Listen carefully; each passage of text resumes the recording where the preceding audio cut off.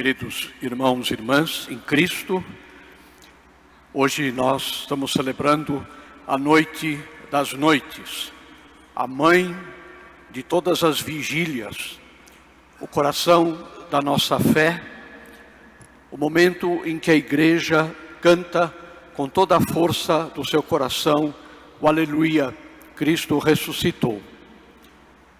Caminhamos durante a Quaresma, contemplamos a cruz de Cristo na Sexta-feira Santa, celebramos a instituição da Eucaristia, a entrada de Jesus em Jerusalém, e hoje, nesta vigília, longa vigília pascal, celebramos o mistério da Páscoa, a vitória de Jesus sobre a morte, a luz que rompe as trevas, a vida que floresce onde havia apenas um túmulo, um sepulcro.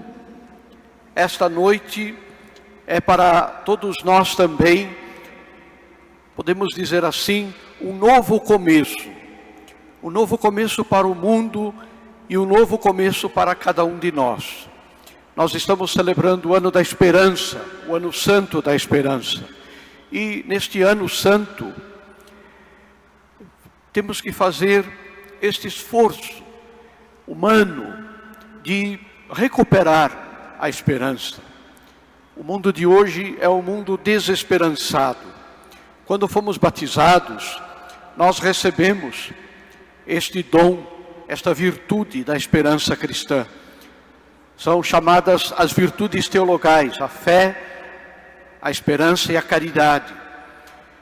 E a caridade nós temos que vivê-la cada dia, no amor ao próximo, no serviço aos outros. Tudo isso é o grande esforço da nossa vida. A fé é aquilo que nós aprendemos, é aquilo que nós temos gravados na nossa mente, no nosso coração, as verdades que nós aprendemos e que cultivamos durante a vida. E a esperança parece ser uma virtude diminuída, uma virtude pequena, porque nós nos damos conta de tantas coisas ruins no mundo, tantas coisas erradas, que podemos de verdade perder esta capacidade de confiar em Deus, de acreditar que Deus tirará sempre do mal um bem. A virtude da esperança não é só esperar na vida eterna, o céu, mas a virtude da esperança, ela acontece na realidade do dia a dia. Quando cada um de nós, confiando em Deus, olhamos para as dificuldades, olhamos para as situações difíceis da nossa vida, sempre com um sentido de, diria assim, de otimismo. Não esse otimismo bobo, otimismo de autoajuda, que faz a pessoa achar que ela tem poder. Muita gente tem essa ideia, eu posso tudo, eu posso o que é possível, eu posso aquilo que Deus me dá força para construir. Mas a virtude da esperança, ela nos leva também a olhar para os outros, para os nossos irmãos, não só para Deus. E voltar a crer nas pessoas, voltar a acreditar nas pessoas. Nós muitas vezes, no dia a dia, nos desgastamos muito pelas faltas da caridade, porque também a nossa fé muitas vezes é fraca. E aí a virtude da esperança acaba se inflacionando, acaba ficando pequena. Nós nos tornamos do tipo de pessoa que não acredita mais nada e nem em ninguém.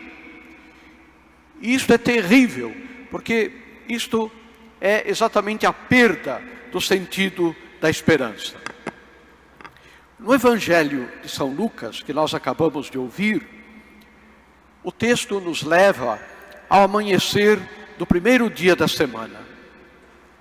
Tudo o que tinha acontecido levava os apóstolos e aquelas mulheres a desesperar, porque viram Jesus na cruz, porque tiraram o corpo do Senhor da cruz e o colocaram num sepulcro. Estas mulheres, Maria Madalena, Joana e Maria, a mãe de Tiago, vão ao túmulo com os aromas que haviam preparado, como era costume dos judeus. Jesus morreu na cruz, praticamente já na Páscoa judaica. Os judeus não podiam tocar o corpo de um morto, porque se tornariam impuros tocando no corpo de um homem que morreu, e pior ainda, morreu derramando sangue. Portanto, Jesus foi sepultado às pressas, sem os ritos que os judeus tinham o costume de fazer.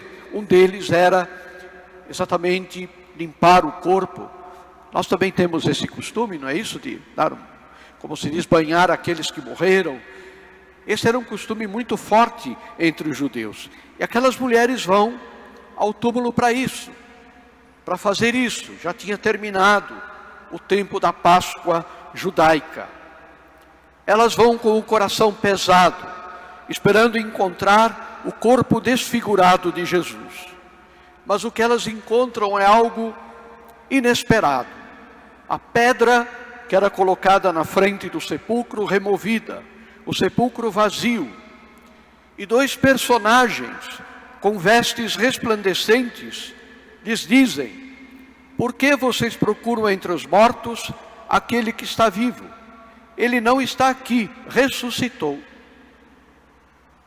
Podemos imaginar a perplexidade daquelas mulheres, que cheias de temor, mas ao mesmo tempo com uma esperança renovada, com um novo sentido na sua fé, e porque tinham um amor muito grande por Jesus, aquelas mulheres correm para anunciar aos discípulos que havia algo acontecido, algo inesperado, algo que ninguém imaginava o que fosse, ainda que Jesus já tivesse pré-anunciado a sua ressurreição. É este o mistério que nós celebramos nesta vigília da Páscoa, a ressurreição de Cristo, o evento que transformou a história do mundo e que dá sentido também à nossa vida, à nossa existência, como pessoas humanas e como cristãos. São Paulo diz assim: se Cristo não tivesse ressuscitado dos mortos, a nossa fé seria vã. Nós seríamos as pessoas mais infelizes deste mundo. Mas não, Cristo ressuscitou dos mortos. A vigília da Páscoa que nós estamos celebrando não é simplesmente uma lembrança do passado, mas esta graça da ressurreição de Cristo nos atinge hoje, esta noite, com o círio da Páscoa, a vela pascal, o círio pascal aceso, com a renovação das promessas do nosso batismo, que vamos fazer imediatamente depois da homilia. Nós todos somos, de certa forma, como aquelas mulheres mergulhados neste mistério da ressurreição do Senhor. Nós, como ouvimos na liturgia da palavra, passamos das trevas para a luz, do pecado para a graça, da morte para a vida. Como nós cantamos no início desta celebração, no hino do Exulte de Pascal, esta é a noite em que Cristo quebrou as cadeias da morte e subiu vitorioso do abismo. A igreja se prostra diante de Cristo com uma profunda alegria pela ressurreição do Senhor. Eu penso que nós precisamos tirar uma lição prática desta celebração para o nosso dia a dia, como cristãos que vivem da força da ressurreição de Cristo. Cristãos que sabem que a morte de Jesus de fato aconteceu, mas que ela não é a última palavra. A última palavra não é a morte, é a vida de Jesus ressuscitado. E parece que o Evangelho nos oferece estas pistas preciosas para que nós possamos viver não só o tempo da Páscoa, mas viver toda a nossa vida de cristãos. Primeiro, nós temos que buscar sempre o Cristo vivo, não o Cristo morto. O Cristo morto é aquele Cristo que não fala, é o Cristo que não exige nada, é o Cristo que não ensina, é o Cristo que não se dirige a nós na nossa vida. Muita gente que é cristão e que retém ter fé, mas na verdade não vive da fé, porque vive como se Cristo estivesse já morrido e não ressuscitado. É a fé do cristão que não se deixa iluminar nem pela palavra de Deus e nem pela doutrina da igreja. Nós queremos o Cristo vivo, queremos o Cristo da vida, não o Cristo da morte. Não nos apegamos a velhos rancores, a velhos hábitos que nos destroem, que paralisam a nossa fé. Esta noite nos convida também a cada um de nós a deixar para trás o túmulo do pecado, o túmulo do mal. E nós precisamos sempre nos perguntar isso, queridos irmãos. Me parece que esta é a primeira lição desta noite da Páscoa. O que na minha vida é ainda morte? O que na minha vida é ainda destruição? Porque o Cristo ressuscitou, o Cristo está vivo e não morto. E eu sou chamado a viver desta vida nova que o Cristo traz. A segunda mensagem, a segunda aplicação prática, é que nós somos chamados, assim como as mulheres, a anunciar a boa nova da ressurreição de Cristo, anunciar o Cristo com coragem. As mulheres se deram conta da ressurreição do Senhor, mas não guardaram esta notícia só para si, mas imediatamente foram correndo levar a notícia da ressurreição do Senhor, sabendo até que poderiam não ser acreditadas. Ainda hoje existe um certo preconceito com as mulheres, essa ideia de que as mulheres falam demais, esse tipo de coisa, como se os homens não fossem assim também, ou até piores às vezes, não é? Mas as mulheres daquela época de Jesus não tinham nenhuma autoridade para nada.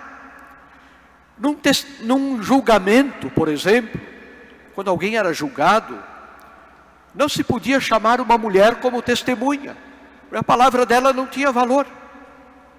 Essa mentalidade, que não é nem contra a mulher, mas é uma mentalidade obtusa, fechada, que a mulher é inferior ao ser humano, ao homem, e elas, mesmo assim, mesmo com essa mentalidade, foram levar, porque a alegria que elas tinham era tão grande, que elas foram levar a notícia da ressurreição de Cristo. Nós também, queridos irmãos, somos chamados a isso, a levar esta mensagem da alegria cristã. Não precisamos de palavras complicadas, não precisamos de estudos aprofundados para poder anunciar a Cristo. Anunciamos a Cristo com a nossa vida, com o nosso sentido de serviço, de amor ao próximo, de caridade alegre, de nos alegrarmos em fazer o bem para os nossos irmãos. É esta a mensagem da ressurreição, a mensagem da vida.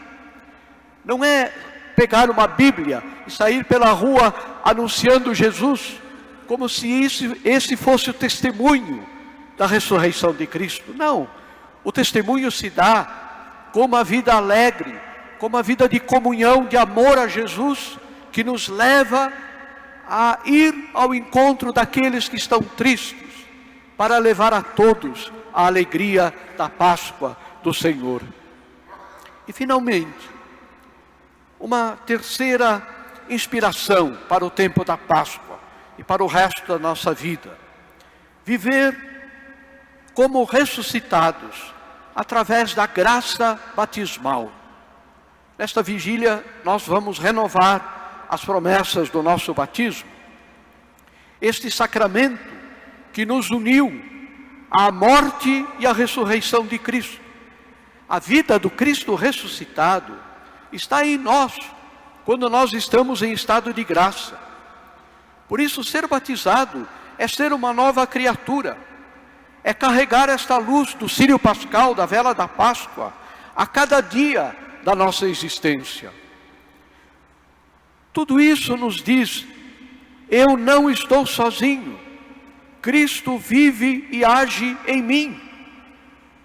Portanto, eu sou convidado a sair desta vigília com o meu coração, com a minha alma em festa, assim como as mulheres do Evangelho, prontos para viver e anunciar que o túmulo está vazio, mas principalmente para viver em nós a vida do Cristo ressuscitado. A vida de Jesus ressuscitado se vive vivendo na graça de Deus, deixando de lado o pecado. E quando pecamos, porque todos somos pecadores, nos aproximamos do sacramento da confissão. Quando for preciso, não precisa ser uma vez por ano, não precisa ser só na Páscoa, na Quaresma ou no Advento, mas quando nós tivermos um pecado grave, pedimos ao sacerdote para nos atender na confissão e ali recuperamos a graça batismal. Queridos irmãos, que Maria, a mãe que viu seu filho vivo, nos acompanhe nesta alegria da Páscoa.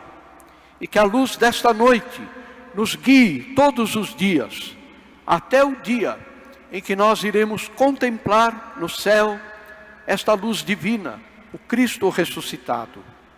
Ele ressuscitou, Ele está vivo para sempre e Ele nos chama a vivermos em comunhão com Ele.